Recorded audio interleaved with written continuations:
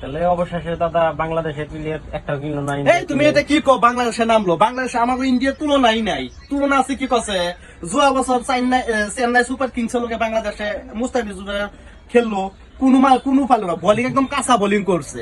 তো ওখানে তো এবার কিনছে না, আমার মনে শান্তি পাইছি আমি। কারণ মুস্তাফিজুর তো আমার ইন্ডিয়ার আইপিএল কোনো তুলনাই হয় নাই। আরেকটা ভাই যে একটা বাংলাদেশের একটা মানুষ ইউটিউবারে কি কো, অবশেষে আমাদের দেশে প্লেয়ার বহুত ভালো খেলে, বা আমাদের দেশের নগে কিবা হইলো দাদা, এটা কি হলো এটা কি হলো, কি ঘন্টা জানে ওনারাও, কি ঘন্টা জানে ওনারাও।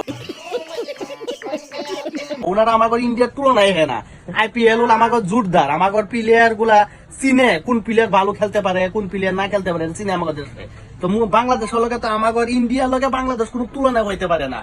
উনার এই একটাই পারবো ট্রেনে গুসুমবার পারবো, আর কুচি পারবো। উনার এই একটাই পারবো ট্রেনে গুসুমবার পারবো, আর কুচি পারবো। এই যে মুস্তাফিজুর দেখলাম সাইদ না, উনার যে খেলবেন টাটা আইপিএল পরে তো মুস্তাফিজুর কি হয়েছে তাই তো মানুষের লাইক কমেন্ট করতেছে, তো কান বান হয়েছে, কাম হবে না, বাংলাদেশ গেছে। কারণ আমাদের দেশের মধ্যে থাকে, ওই জন্য আমাদের প্লেয়ার গুলারা ওরা অল্প চান্স দেয়।